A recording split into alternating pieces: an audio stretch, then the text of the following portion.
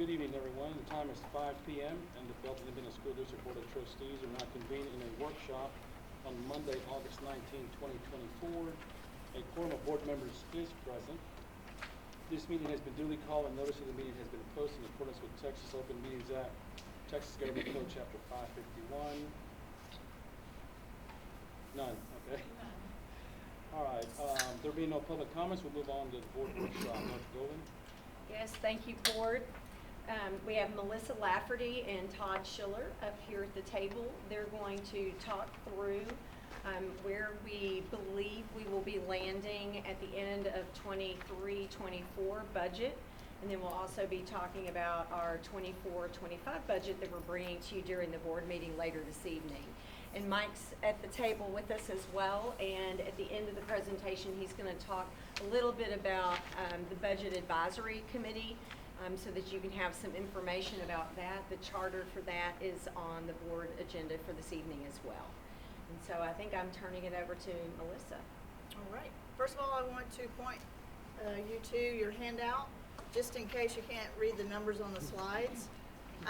So we're going to be talking through the 23-24 budget, and then we'll move into the 24-25 budget. And then the last page of your handout, just as a reminder, we're always looking at our budget at the object level, payroll, contracted services, supplies, which is easier to kind of wrap your head around when it comes to the numbers. But when we adopt, it's at the function level, and so our adopted budget will be at that function level, which is why we bring those budget amendments every month to you. Okay? All right, so let's get started. All right, so what I want to do is take a couple of steps back and kind of review the 23-24 budget, and then also kind of walk you through the proposed final amendment to the 23-24 budget. There's a lot that went on this past year, budgetarily speaking, and then we'll discuss the 24-25 budget that's proposed for adoption at tonight's meeting. All right, so let's talk about what happened in the 2023-24 budget. So just about the time we were getting ready to adopt our budget in July and August of last year, the legislature had passed the increase to the homestead exemption. It more than doubled from $40,000 in the previous year to $100,000. In addition to that, the over 65 taxpayers, back when House Bill 3 was implemented, those folks never received the benefit of the tax rate compression. And so simultaneously with that increase to the exemption, the appraisal districts had to go back, recalculate their taxes back to 2020. And so some of them were almost getting statements where there was no tax due because of that reduction in their taxes from the previous years. So what did that do to us? Well, most districts across the state, just like us, they overstated their tax collections by that over 65 collection, not knowing what that impact was at the time of budget adoption. Also, we were not alone in this, but the property value submissions to the state comptroller's office were also affected. And so a lesson we need to learn here is that when there's a big change in legislation to our funding formulas, it takes a little bit of time for other agencies to catch up to that change in legislation and for us to be able to see what the real impact of that change does to our funding. In February, we received our preliminary values from the state comptroller's office that were submitted from the Bell County Appraisal District. We noticed right off there was something wrong, and our funding had drastically decreased based on what we knew at that time. And so we protested our property values. We got in front of that and submitted a protest to the state comptroller's office. And I'm happy to say that last Thursday or Friday, comptroller certified values, and we won our protest. So our funding has improved tremendously from the last time we looked at it. And then, of course, there was also the interpretation of the hold harmless calculation for that loss in collections. There was a lot of districts that had over budgeted their tax collections. And so that interpretation and how to build that into the calculations took some time. Originally, TEA was not the way they were interpreting and building the calculations, it was not providing a hold harmless for the maintenance and operations. And so Mo Casey began to work with TEA, and they worked together and have since fixed that and now built that into our state aid template so that we can see the impact of the hold harmless. Hey, Melissa, going back to the appraisal district numbers, how often does that happen? Typically, they're pretty close. You know, once we adopt, those values are constantly changing under our nose. But you know, you got to think about that. That big change in that calculation for the over 65 and the homestead, it takes the appraisal districts a little time to build that into their systems and get that calculated. And so, you know, even with TEA, it took a lot of time It's uncommon for us to have a difference between us and the appraisal district. Right. Right? Yeah, typically they're pretty close when it Right. comes to the comptroller submission.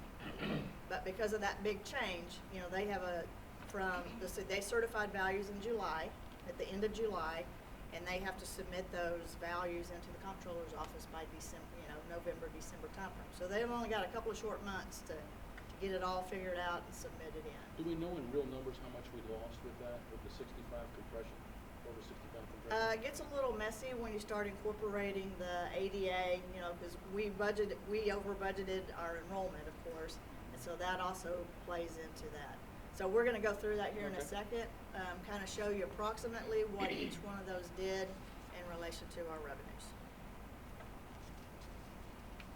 All right, so back at the May 13th board meeting, in an effort to be very transparent and letting you know as a board where we were at that time and what we knew. Again, all of this still in kind of a lot of variability in all of this, but our template was showing, you know, over a $4 million reduction in our revenues. And again, that hold harmless calculation was still being trying to be figured out by TEA and incorporated into our template. And then again, we didn't know, was that our reality on our state values? And so in an effort to be transparent, I wanted you to know ahead of time what I had known since about the end of February, that we were seeing a significant reduction in our revenues based on the formulas at the time. And we'd also talked about that SHARS reduction of nearly $1.2 million. And we will experience that reduction going forward from that point on. And that's why we were doing our budget presentations and working with our team. We did a video out to the community because it brought that budget shortfall up to almost $10 million. Exactly. All right, so the way this slide is presented is the last time we talked about budget was at the budget workshop in June on the 17th. And so these were the numbers that we were looking at there. That's highlighted the revised budget as of June 17th. With that amendment to the revenues, reducing those revenues, we were looking at a $10 million deficit budget for 23-24. Again, that's what we knew at the time. A lot of things were still in flux, and so things have greatly improved now that we know everything's kind of worked itself out. So the third column from the right is my projection of where we will be at the end of the year. Okay, don't lock me into this number. I always ask you not to do that. Give me 1 million plus or minus, okay? But you can see that the revenues have improved. They've kind of rebounded back to what we originally budgeted. And I'm expecting that the expenditures will probably come in about 1.3 million less for a $4.2 million deficit budget. So when you say end of the year, Melissa, you're talking about when the audit is finished, late October, in December, early when November. we approve our financial statements, I'm projecting a $4,236,000 deficit budget. And here you can see the changes in those revenues that you were asking about, Manuel. Mm-hmm. Tax collections, we could swing, but increasing about $96,000.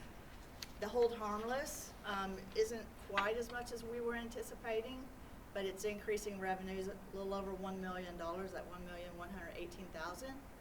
And then we won that state value protest, and that's increasing state values by nearly $1.8 million.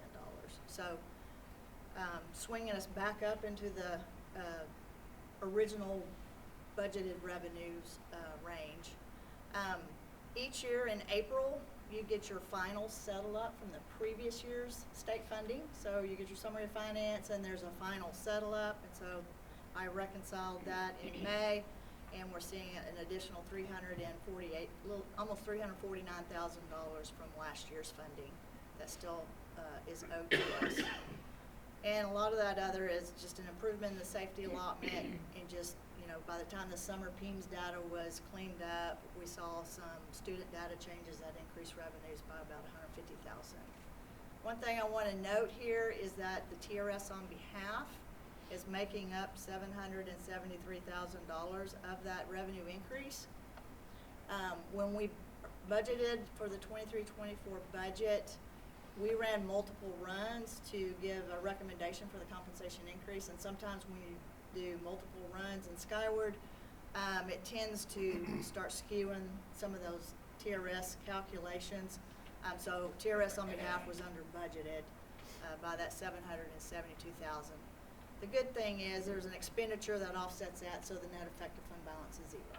So as we continue to go into 24-25, I'll bring that up again. So if we do realize that $4,236,000 deficit budget, our fund balance percentage would be around 24% going into next year. I'm hoping it's better than that. I'm hoping it swings better than that. Anybody have any questions? 23-24? I mean, no one likes the deficit, right? But we're still well within our policy fund balance. Exactly. Yeah. Yes, we're still at the high range of our Or policy. high range, yeah. 20 to So that's- 25%. Well, and I greatly appreciate Melissa and her team. You can see the impact. We were looking at a $10 million deficit, and to get to this point, I'm super excited that, even though it is potentially going to be somewhere around 4.2 to 5, that is a very different spot than we thought we were in earlier. And not only is that because of the work of Melissa and going through all the protests, but also, I have to say, our entire Belton ISD team. In the spring, we went into the spring, and people were conservative on spending local budgets. They also, while we did not have a hiring freeze, there were positions that people chose to hold in order to help with that budget, and that is what's further bringing that down. And so just real quickly want to say thank you to everybody, because it was a lot of work this spring to even get to that. So Great job. Great job, Melissa. Thank you, sir. All right, one final note for 23-24. This final column here is going to be the proposed final budget amendment. Again, it will be at a functional level, but we're leaving the expenditure slightly inflated, just so that we don't go over in a function when we get into the year end and things start hitting. It's hard to anticipate what that will do. So the final budget amendment is showing nearly a $5.7 million deficit to the general fund budget. But again, I'm anticipating it will be better than that. So that's what's on consent this evening. And that is in the consent agenda, along with the school nutrition and debt service that we'll go through here shortly. Hey, that state value protest, is that Yeah. that in line with my question earlier? Yes, So, yes. So does that mean that, how does that affect us next year? Next year's a whole new year. Right. So for some districts, there's a very short window when you get those state values in February. You have a very tight window to do a protest. So a lot of districts, everybody was still trying to catch up. Had we not got our protest in on time, we would have to apply for a property value audit, which could take up to 2 years to get our funding. So luckily, we jumped out there, went ahead and took a chance, did the protest, and it worked out in our favor. How long is that window? I believe it's from the end of February, you have until mid-March to get So a short your fuse. protest, yeah. 2 weeks? Get it in, yeah. I know by the 1st of April, you have to have it in. somebody was watching things. Well, Yeah, she was. I did. Yeah. I was on the phone immediately as soon as things were not adding up, so. All right, let's move on to the 24-25 budget. We're gonna start with the assumptions. Back in February, you approved the initial assumptions there on the left. And as you can see, really the only changes to our assumptions is that the property values, the taxable values, came in at 12% as opposed to the 8%. We did a 1% staff pay increase. And then there was approximately $1,890,000 in new positions due to growth and special education needs. Campus allocations are typically around 1.9 million. We asked the campuses to reduce their budgets by 10%, and so campus allocations are coming in at around 1,769,000. Departments were asked to decrease their budgets 15%, and the campuses at 10%. You can see there's $500,000 in the budget for facilities improvements. Probably more than that, but it's all we can afford right now. Leaving our contribution to the health insurance premiums the same at $410 per month for employees. And then you can see there the tax rate really didn't change. So what that means is our maximum compressed rate is the same at 8% versus a 12% in property values. We're at the floor. We couldn't go any lower. So I knew that tax rate was good at the initial assumption.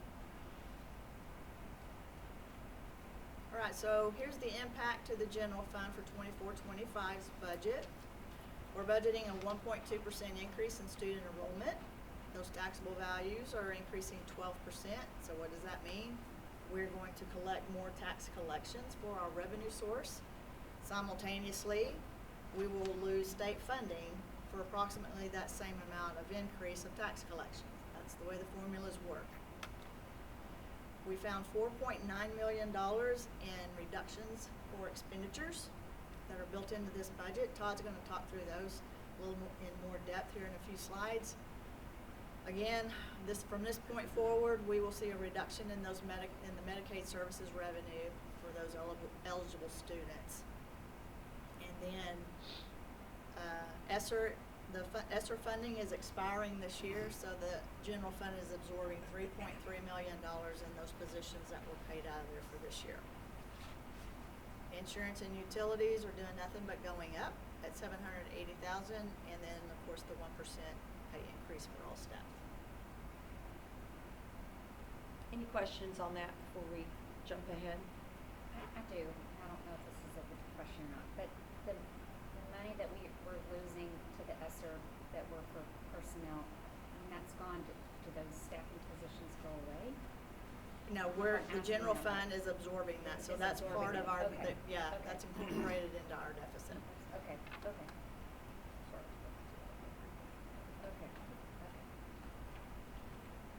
All right, for the 24-25 budget, back at our last workshop in June, are the first two columns. We're not going to focus too much on the first column. That was if we did nothing as far as reductions, and prior to giving a raise, we were looking at a $13.5 million deficit budget. However, by June 17th at our workshop, we were able to, at that point, to find $3.7 million in budget reductions, and a $4 million. We're still budgeting a $4 million vacancy factor, just like we did in 23-24. And so the number we were looking at for a deficit was $9.8 million.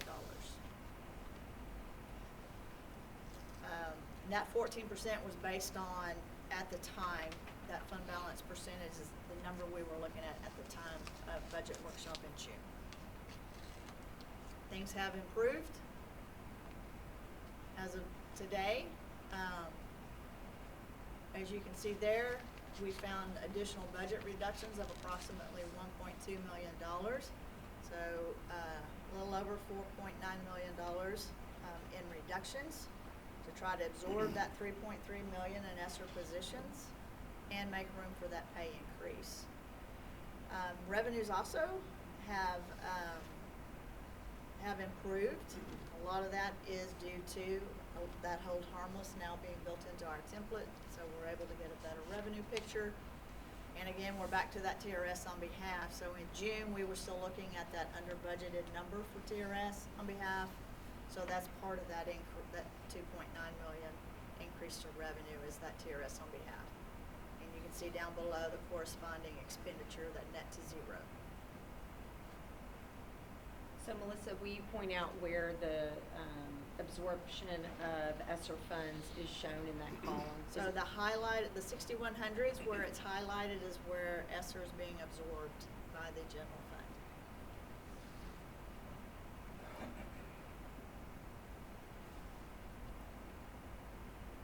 Are there any questions? That fund balance could be better. It could be better if my projection gets better, yes. So yes, that 18%, thanks for bringing that up, that 18% of fund balance is based on if we realize that $4.2 million deficit that I'm projecting. So Melissa, you're being more conservative on the revenue side. That is true. I'm being Okay. highly, highly conservative on the revenue side, not only in the attendance, but also in the state values. I didn't, last year, I was on the upside from those state values, and so being very conservative. What So did we that do is- last year on attendance, you remember? What was the number? This is 100 for 24, 25, but I think we came in at we ended up at like 12,685, something like that. I believe, don't quote me. what was our assumption though? Our assumption, What was that? Wasn't it 93? well, you talking about ADA or the percentage? No, like right here, you have 100 for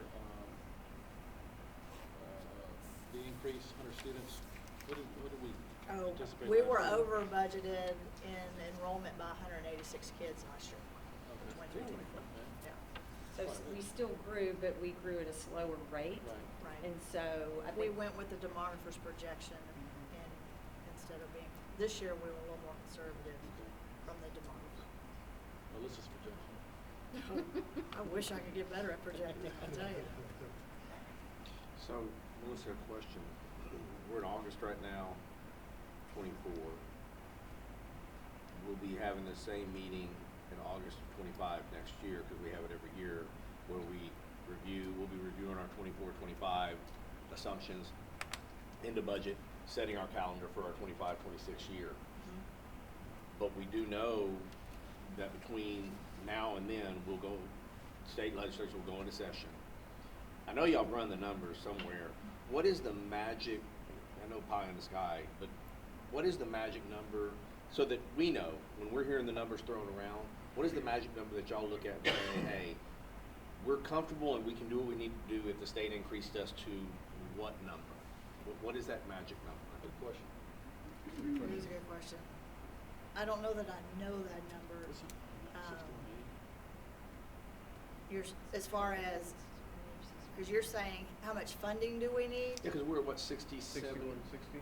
6160 right now? Right. They're talking about basic allotment. Basic Basic allotment. allotment. We need like another 1,000 to 11. Yeah, I think Well, yeah, but 1100 yeah, we've is always the heard that, but number. I'm just curious as to, Yeah. because we were 1,000 to 1,100 Mhm. 24 months ago. Right. We've gone through 19% inflation. I'm just curious, when we start hearing and seeing the articles and then people are talking to us, well, y'all always want more money. I just kind of want to know in my mind when I hear politicians talking, well, we're giving them an extra $300. Okay, that's, you know, Yeah.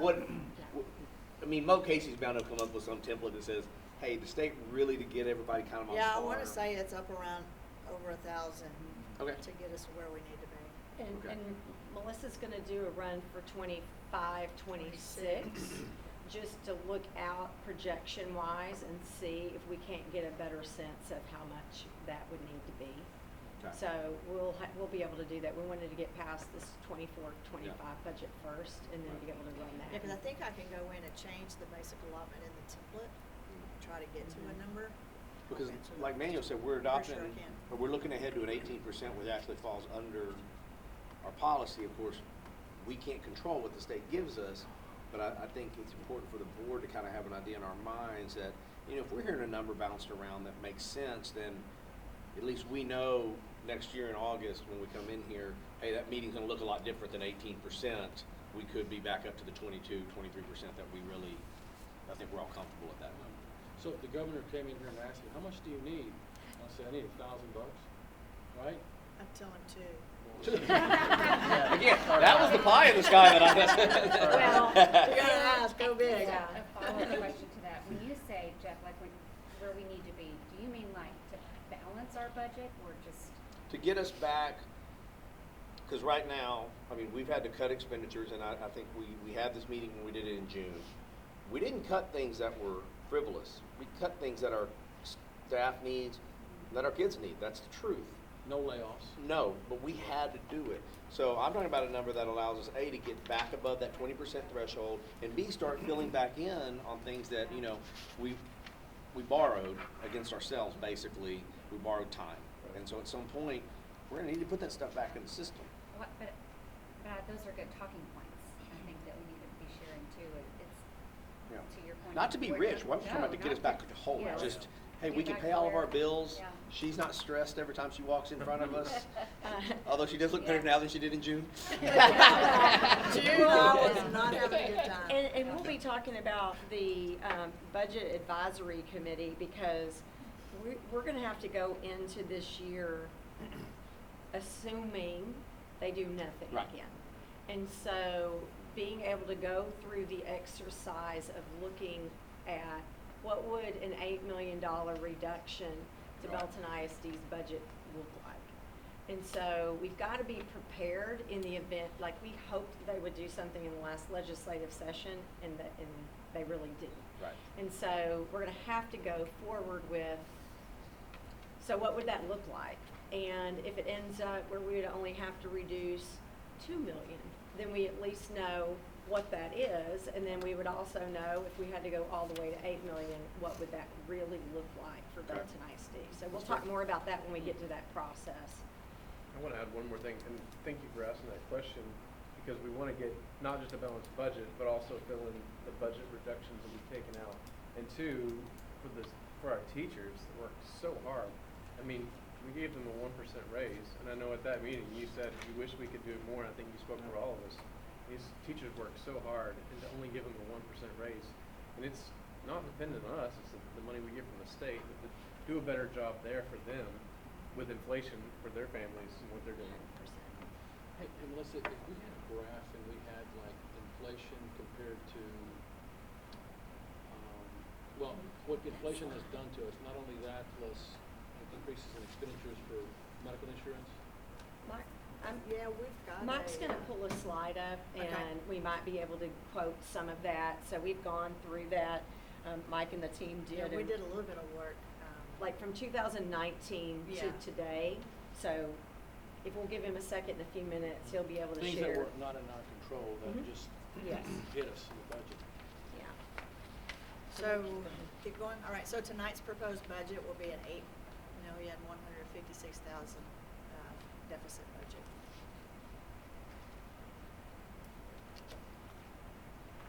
All right, so Todd's gonna talk you through the budget reductions.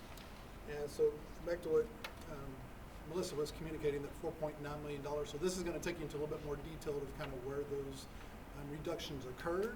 If you remember back in June, we talked you through a process we're using to identify positions across the district. And so we've gone through that. We talked to you about the surplus list, and everybody from that surplus list we've found other assignments for.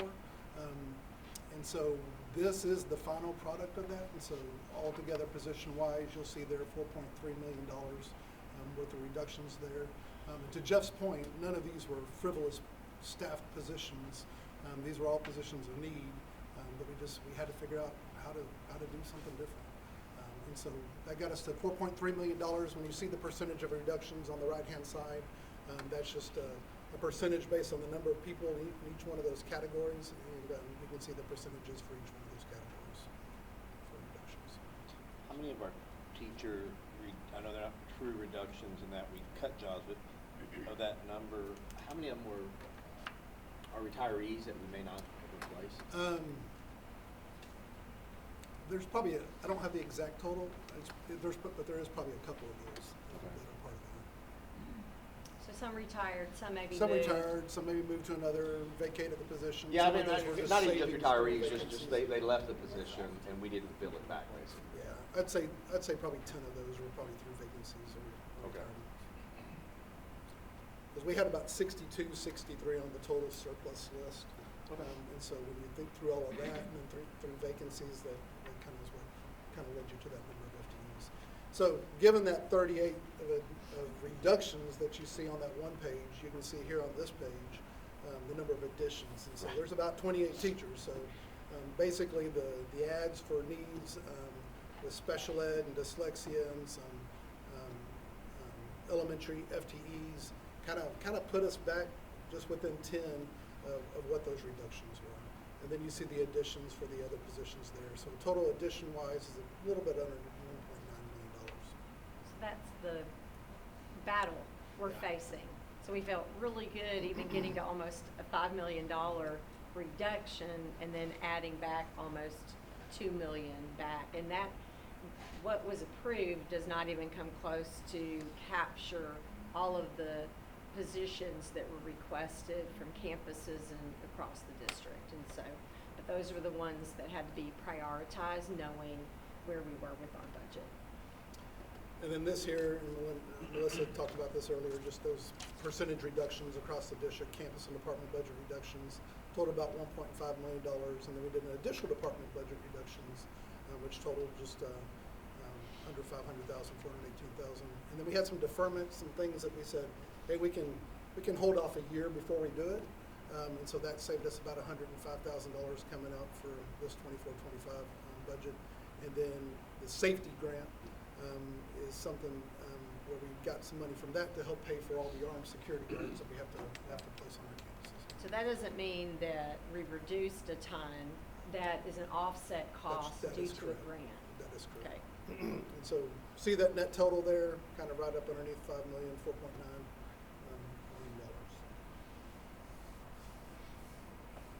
Yeah, there's no compromise in security. You know, we At have all. SROs and Right. armed security Yeah. at all of our Security officers. campuses. All right, tonight, prior to budget adoption, I'm going to ask you to approve the accelerated instruction budget. So you have to basically approve the accelerated instruction budget prior to your budget adoption. In this year's budget, there's $634,175 of our compensatory education funds. That is budgeted specifically and set aside for accelerated instruction. And you can see there how those funds are allocated and for what purposes. Is that spread out across K through 12? Yes.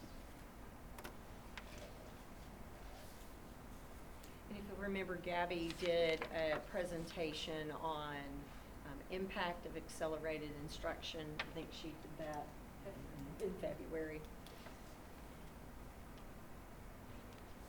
All right, tonight we're going to be proposing a maintenance and operations tax rate of 75.52 cents, which is a very slight decrease from the previous year's tax rate of 0.23 cents.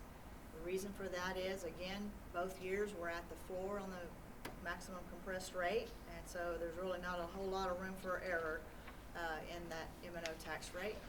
Basically the same tax rate as last year for interest and sinking, for a total tax rate of $1.14.94. So that tax rate is also known what's called our voter approval tax rate for truth and taxation purposes. And because that tax rate exceeds the no new revenue rate, this rate is an effective tax rate that the appraisal district helps us calculate, because it takes a lot of values from the previous year, backs out stuff, adds stuff for each year. But this rate is basically an effective rate that would generate the same amount of local tax collections only if it's applied to the same properties in both the current and the prior year. This does not take into consideration the state funding, okay? So, with that being said, our tax rate exceeds the no new revenue rate of $1.11.66. So that means there's statutory language that's required in our motion to adopt that tax rate. And you can see there, we're basically in the motion acknowledging a property tax rate increase, even though it is decreasing theoretically, by the adoption of that rate, which is effectively a 2.9% increase in the tax rate. You made a comment last year about that. Say it Whoever wants to do it again this year can too. in Yeah, layman's can you say it? terms. Say it again for us, Melissa. So. Yeah, pretend I'm in elementary school. I'm trying to figure this out. I love it when you guys, I did not create these rules, but it's an effective rate Define that would logic. give us the same amount of tax collections. And so to give us more tax collections, which is what we are going to get, is more tax collections. The compression's not enough to decrease our collections. So we have to recognize the fact that effectively our tax rate is increasing But for tax collection purposes. It does not take into account state revenue. So if we've learned in financial ambassadors, our funding is basically tax collections plus state funding to get to basic allotment. Do you have, is your next slide, is it show our beautiful graph that keeps going down? Yes, we do have that. Yes, we do. So, but as your tax collections go up, okay, to make this more complicated, there's also another rate that is in our public notice. It's called the rate to maintain. So the rate to maintain is only calculated in the state aid template. It's the only place you can calculate that. That rate is an effective rate that would produce the same amount of state revenue and local tax collections as the previous year. So we fall below the rate to maintain. However, for no new revenue, based on tax collections only, our rate is above the no new revenue rate. I wish I could make that simpler for you. Well, say that again about the no new revenue. Okay, so Talk no about new it. revenue is only What does looking that at mean? tax collections. So it's a rate that would give me the same amount of tax collections as the previous year if it's applied to the current year values. Local tax collection. Local tax collections, correct. So to simplify the math, right, if we collected, let's just say $1 million, right? It's way more than that, right? Right. If it's $1 million we collected last year, right, the no new revenue rate would be the rate that it would take to just get $1 million again this year, Right. Right. right? To keep that, even though property values have gone up, even though like Attendance all has these gone other up, things, everything right? else doesn't So matter. it's just $1 million last year, $1 million this Right. year, like that's to hold the dollars and cents the exact same. Right. That's what that no new revenue tax rate is. Correct. So Yeah. really what's driving that is the property values. Property values are increasing, which is increasing those collections. This is the rate that would keep you at the same amount of collections. How's that for truth in taxation? It should be no additional revenue rate. Yeah, they could change That's what- that, that's what yeah. the- that's what it They should need be to called. simplify it a little bit. I agree. Yeah, because they fall into it too in the city. Yeah. So, I believe Becca's got it in the motion language. We have to use that That's language what in the our state says that's what we have to say. Yes, sir. State Yeah, so says you need to that. attack that Yes, sir. again. You want me to do it again? I want you to Sure. attack it Okay, again. have one. All right. So we had a deficit budget last year, proposing one this year. We've asked our staff to gut their budget. We have less people teaching in the campuses, and we've actually lowered the tax rate technically, but we have to say that we're raising the tax rate. Yes. Right on. Yeah. Making sure that's right. Yes.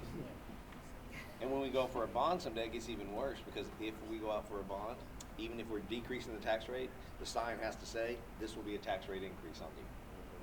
Yeah. It's good times. All right, moving on.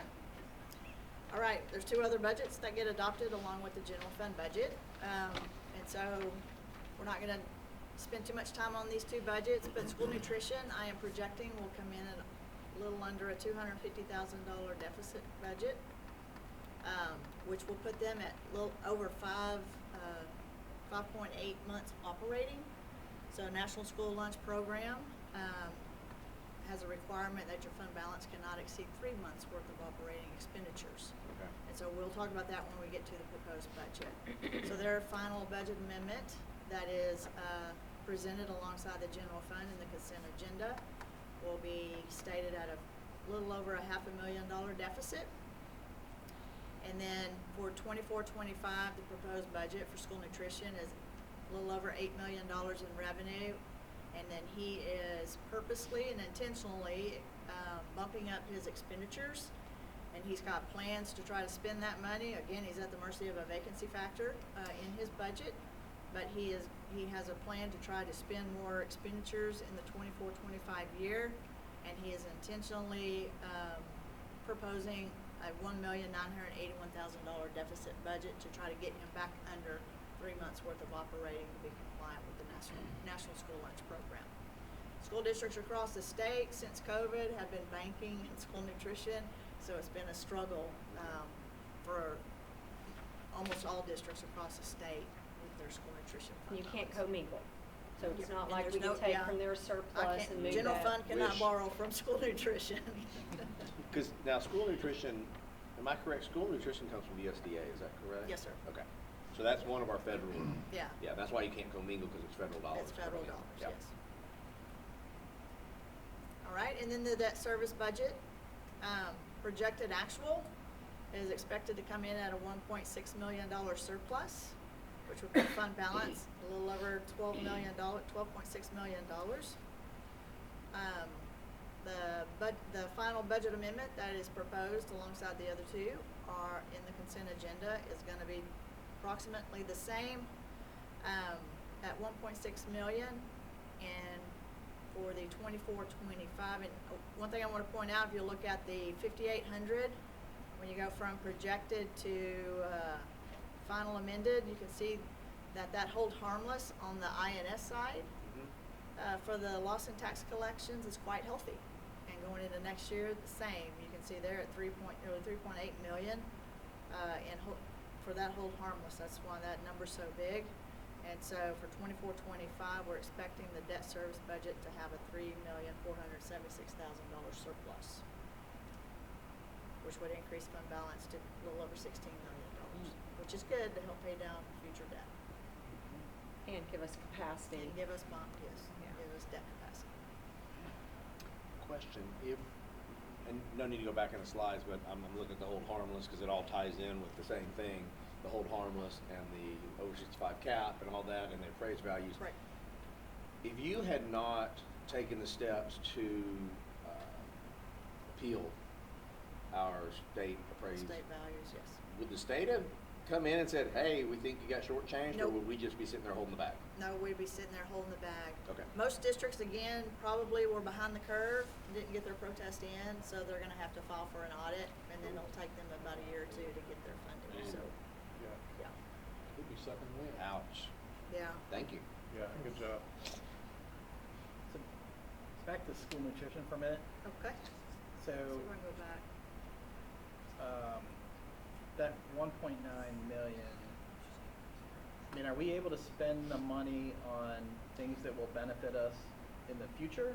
Or are we having to spend that money on, it's basically like a one-time benefit in the year, right? And Mike can correct me if I'm wrong, but just as an example, we were able to utilize some of that funding, or Chris was, for some equipment for kitchens. Okay. Yep. Is that, I'm looking for Mike Morgan. Yeah, I seem to recall that. A lot of it will go towards replacing kitchen equipment that's in need of replacement. We're reworking the serving lines at Southwest Elementary, going from one serving line to two. Good. And so that's gonna be a whole rework of that serving area. I think we bought another refrigerated truck to do deliveries to campuses.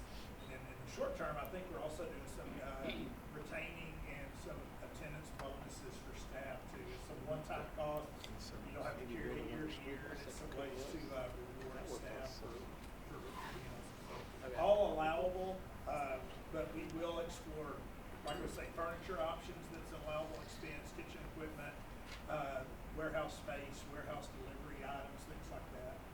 Which was helpful, because if y'all remember, during the bond exploration committee process, there were needs in cafeterias Yes. that were on that list that didn't necessarily make our last bond, and so this is helping us in areas where we knew we had need. Sounds great. And one thing to note, school nutrition, I mean, it's hard to spend it because again, you have to get approval from the Texas Department of Agriculture to spend those funds on different items.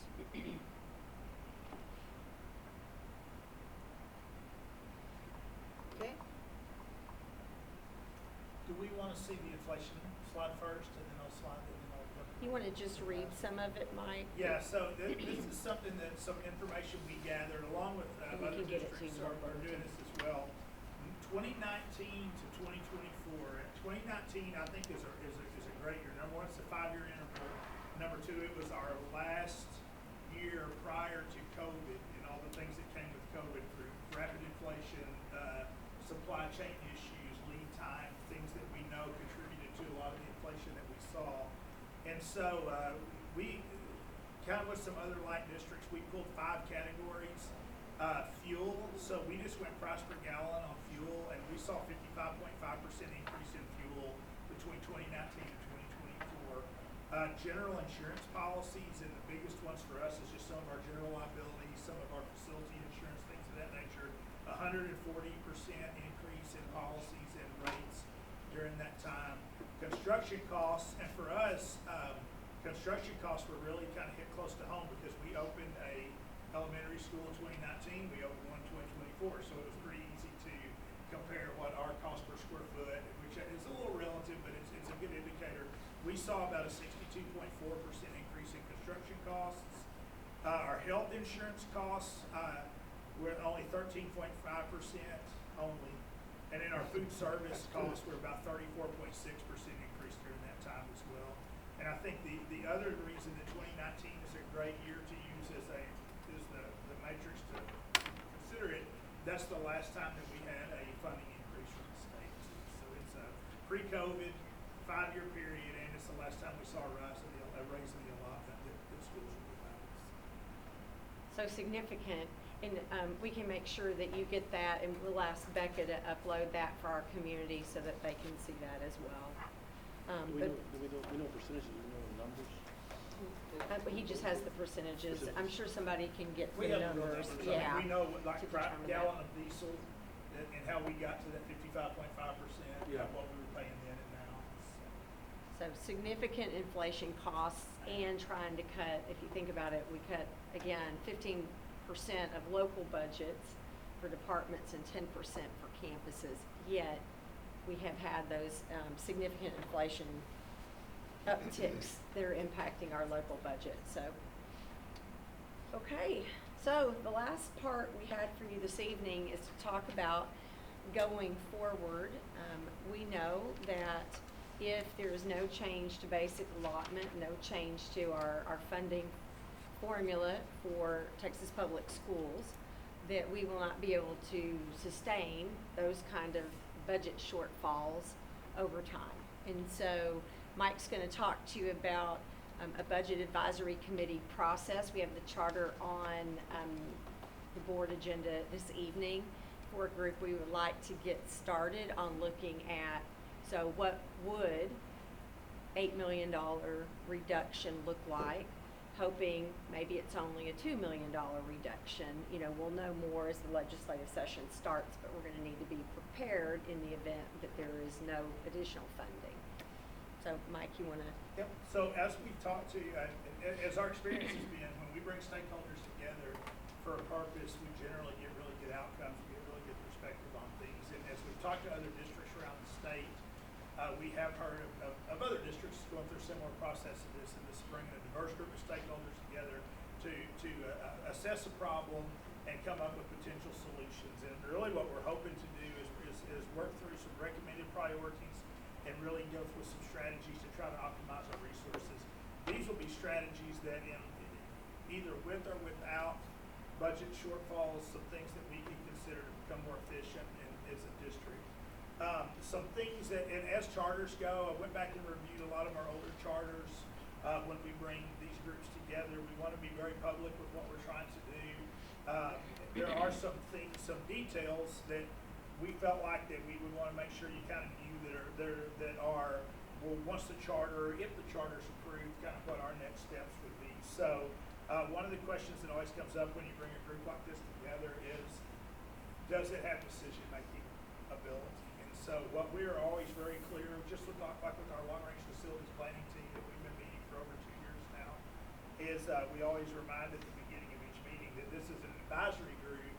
They help us come up with solutions and help make recommendations that the administration can use to bring solutions to y'all.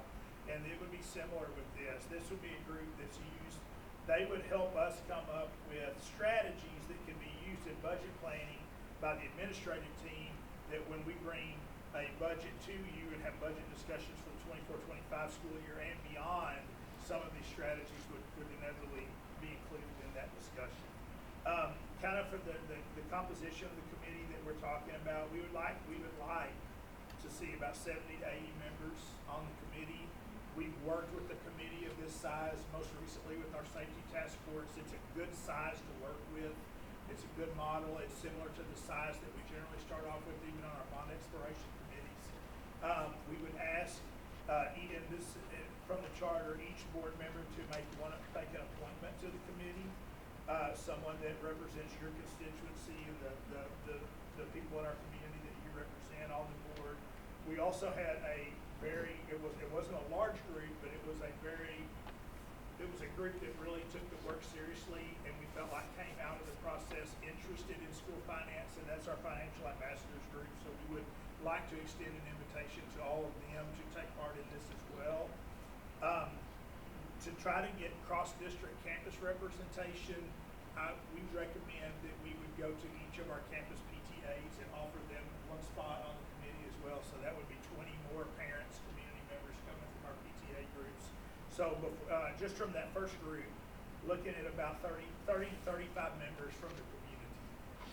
We would like to see at least one teacher from each campus, so 20 teachers on the committee.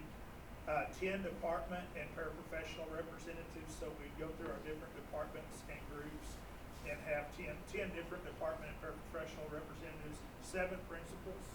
So to kind of break down 2 high school, 2 middle school, 3 elementary or early childhood principals, so 7 principals on the committee.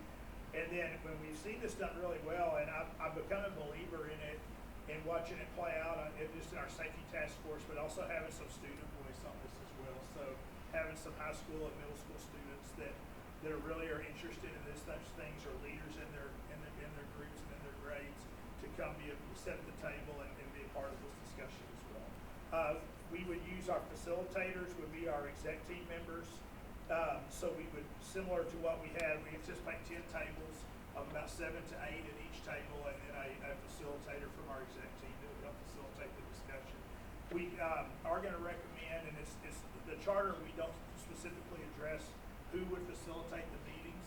Obviously, us as an administrative team will have the largest say, along with you guys, in what we want to accomplish. We do see value that there's an experience of a retired superintendent who has led this type of work in multiple districts, some similar size to us and larger. We've spoken with him about maybe coming in at least for our second and third meetings and help us facilitate the discussion. I think there would be some great value in that, to have someone experienced in the discussion, but also that's not from our team when you're talking about something as sensitive as budget and budget strategies and reductions, to have a experienced facilitator lead that discussion. And so that would be our recommendation with that. We're talking the time period that the commitment we would be asking would be 3 2-hour meetings. So the first meeting would be in late September. The second meeting would be in mid-October, and the third meeting would be in early November. So 3 meetings over a 5-week period. That gives us time in between to go through a protocol in our campuses and departments and let them bring back some strategies to the advisory committee, and also for us to do some community outreach and get some community perspective on budgetary process and strategies. We also envision a thing where we do a lot of group discussion, a lot of group work, but at the end of it, we have our committee members have some individual voice in which strategies they feel like would be the ones that they would feel like would optimize our resources and be the best ones to consider. Once again, those strategies that are ultimately would be recommended will come back to our administrative team. We will take November, December, and January to work and refine those. And so as we really dig deep into budget development for 25-26, we would have time to take those recommendations, refine them, and apply them to our process. We would do board updates in October, November, and then come back with a full report, either in board meeting or workshop, prior to the final recommendations. So Mike, if the legislature miraculously changes and does something wonderful, how would this process change as you go through it? Yeah, we would love to have, and fortunately or unfortunately, we'll be complete before the legislature comes in. So what we kind of hope to walk away with is a prioritized list, kind of a menu of strategies. And if we have to go really, really deep, then we would go deeper on the list of ideas. If we didn't have to do as much, we might focus on the top one or two. One of the things about a group like this that, as we've talked to people that have done it and studied, is you really want to focus on what are some things that could really have an impact on it. You don't want to have 150 different strategies come out of this process. You want to really get down to what are 5 or 6 really big ideas that, and we want them. One of the things that we're going to do is make sure that we work this within the frame of our vision and our values and beliefs, and that we consider the impact first and foremost on teachers and students in any discussion we have. So that's going to be just like as y'all struggle with in your decision making, and we do when we bring recommendations to you, we're going to ask this group to struggle with, as we discuss these things, we really got to think about how's it going to impact students and teachers as we talk through. I mean, I think the reality is, we're gonna have to do, like, we're gonna need to employ some of these strategies. Yes. Like, none of the dollar amounts that we're talking about, like above $1,000 added to the student loan, like, that's not come out of anybody's mouth. Like, it's always been like, okay, $200 or $250 or $300, like that they. 60. You're right. Yeah, or even $60, right? So, the reality is, I think we're gonna have to do this no matter what, right? I do not see a situation where we're gonna get $1,000 or $1,200 or $1,500 on the student allotment. I'd be shocked. So we're gonna have to go into it, and again, maybe it's not that we have to go all the way to 8 million, but the challenge we'll face, and we faced it this year, if we're gonna do some additional reductions, we need to know that early enough so that we can, like, Todd and his team and everyone did such a great job. Creating a surplus list at the point of year in which we did was very hard. It was very hard on staff because that meant they went into the summer. Some went all the way into July, still not knowing where they were going to be teaching. And so, you know, we're gonna have to, or working, it was across the board. So, you know, we're gonna have to begin the process prior to the legislature taking any action potentially. And so, to Chris's point, I believe we are going to have to look at reducing this budget. And so if we know that in January, then we can begin looking at what that process looks like. If we have to create a surplus list, for example, we can do that earlier so that people can get placed much earlier. You know, that's why we're trying to shoot for coming to y'all in January so that we can begin working the work of what that's going to look like then for 25, 26.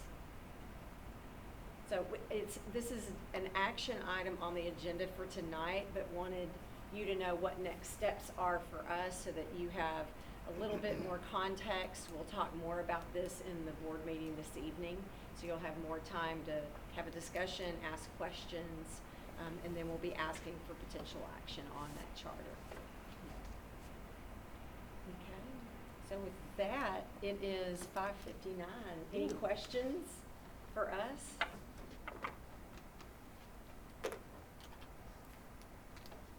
Good job, Melissa and Todd and the entire team. This represents a lot of work of every single person in this room. So very appreciative of really this entire district in working towards trying to solve this challenge. Well, that concludes our board workshop this evening. There being no further business, this meeting is adjourned at 6 p.m.